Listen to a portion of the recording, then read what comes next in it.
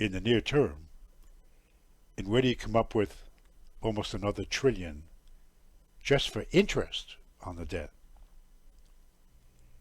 And frankly, folks, welcome inside the Parisi Palace, high above 2919 East Broadway. This is a special edition of the Jake Feinberg Show, coming to you live on Powertalk. Please go to our website, powertalk.live. Download all of our live local shows, including Solomon on Blast and the Jim Parisi Show, and the Jake Feinberg Show as well. We are full-on extraterrestrial radio, streaming worldwide, and we thank you so much for making us part of your day today.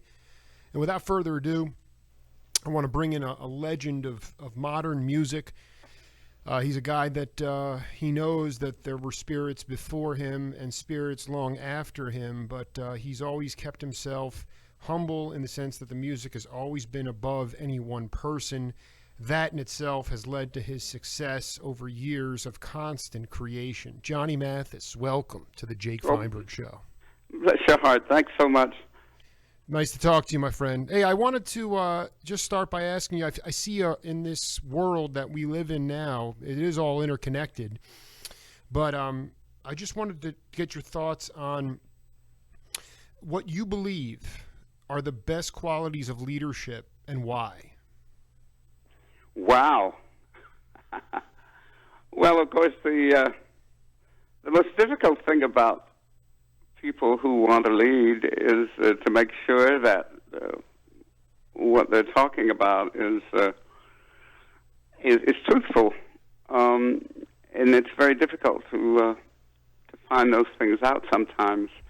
But yeah, it's and also choose what you're concerned about wisely. I don't know. I always ask my dad because he was my best pal, and he was the person that I knew who would not harm me. So that's the only example, probably, that's worth anything from me. Let me ask you though, because I look at Barack Obama. I'm 38 years old, Johnny, and I'm a big fan of him. And I think he's a good leader. Nobody's perfect. And I wonder why, has it always been this way, even when you were walking down Broadway? I mean, I just transcribed my interview with George Clinton from Parliament, and he's talking about when he was in the Brill Building and you were walking down Broadway, and so was Dionne Warwick and all these cats. But has it always been that we have tried to vilify the people that we call leaders? This is what's astonishing to me, is that he is our leader, but yet he is not. He is torn down. And I'm just curious, in your memory, the way you look at our sociologically our society, have we always? Why do we treat leaders? Why do we treat them badly? Is it envy? Is it jealousy? Or is that always just the way it has been through eternity? Oh gosh, being that person that always wondered about it. Why some people would love you and others would vilify you. Yeah, but that's just the way it is. Anyone who's been in the public spotlight will tell you the same thing, I'm sure. So the thing is that what you carry in your heart is the most important thing. And as long as that's strong and firm, you can live with maybe some indifference or some negativity about yourself because you know the truth. And unfortunately, that's all you can do.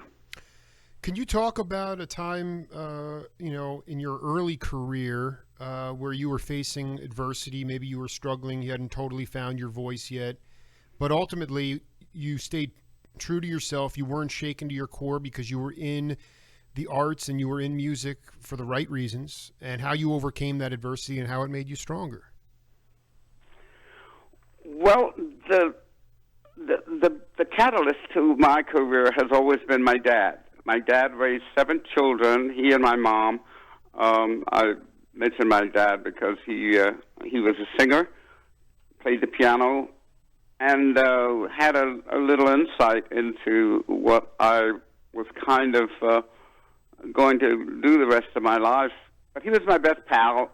I went fishing with him. He wouldn't take me hunting. He thought that was kind of cruel, but he did it anyway because he we always ate the food that he brought back home. I love it. But anyway, Dad was that way. He, he shielded me from all things of that nature. But of course, he was my best pal in the world. We were like, he was like my big brother, but he was my dad. And Pop, right from the beginning, said, "Well, son, maybe we should think about taking some lessons." Because I sang with him. He played the piano and sang me all these little old songs that he knew. Some of them were from the area of country and western, because he was raised in Texas. So I knew a lot of country and western songs, which I surprised a lot of my buddies to be later on in life when they said, "How do you know that song? You're country."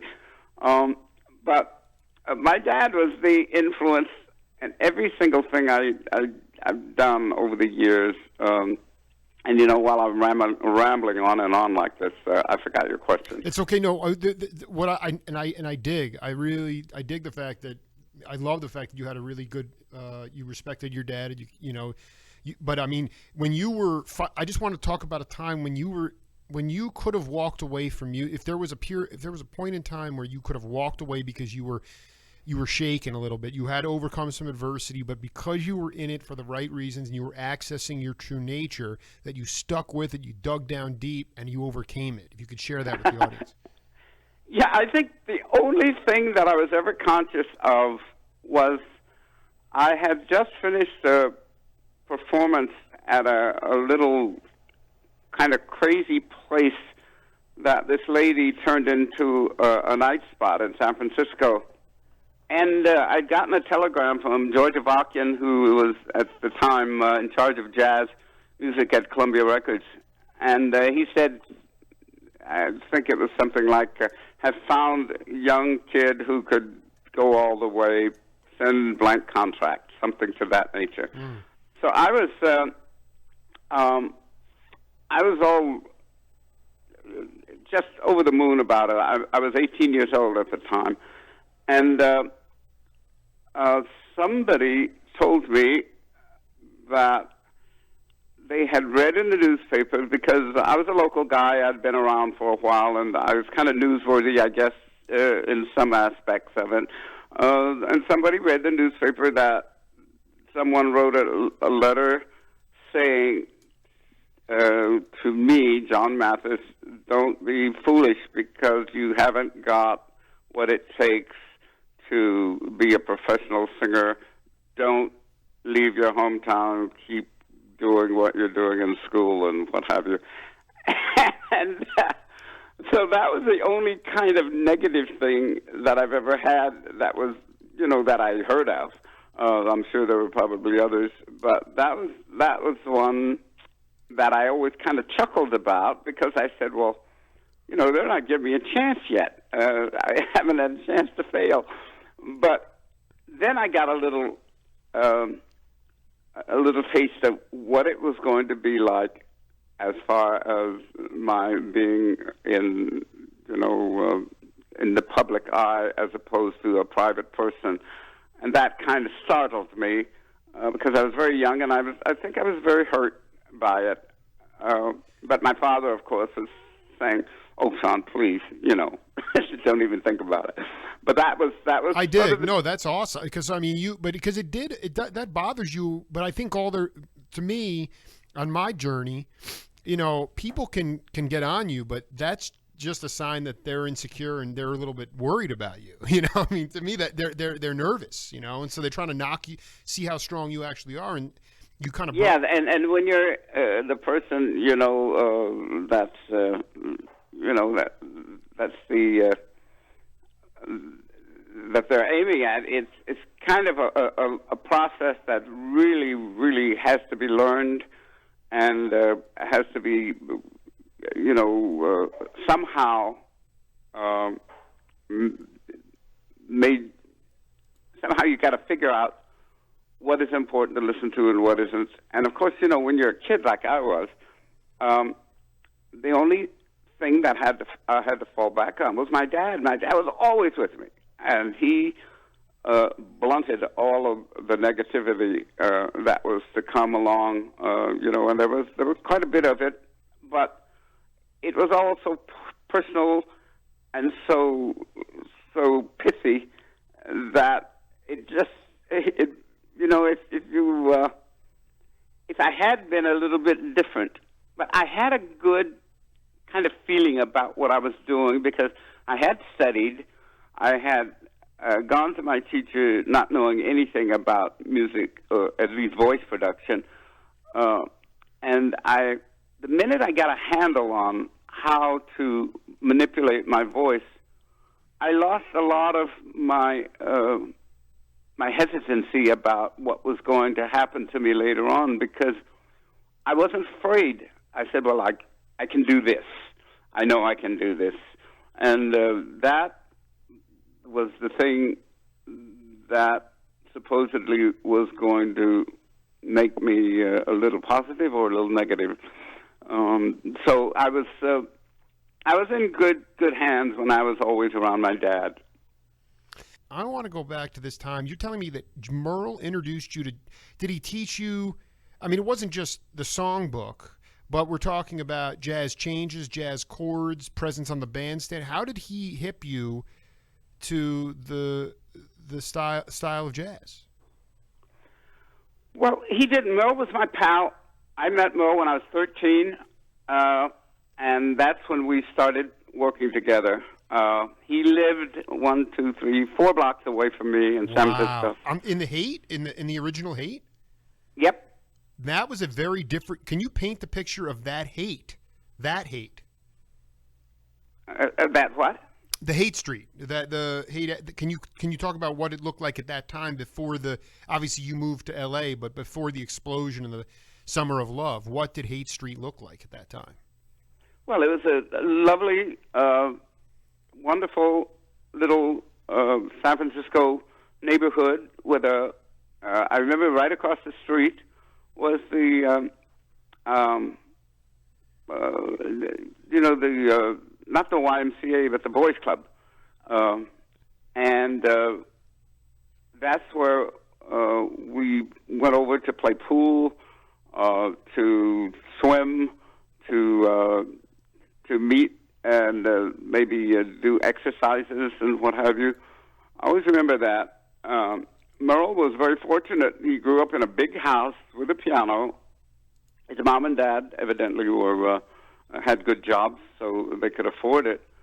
And when I can't remember how we met, but at the age of 13, I was gung-ho to do something with this music that I had been studying with my vocal teacher. And what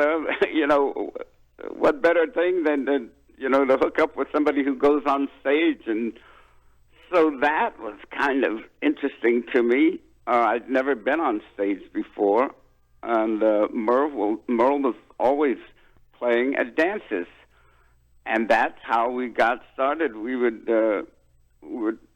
They would pay us maybe a couple of bucks a piece or $5, and give it to Merle, and Merle would divvy it up according to whether, who knows.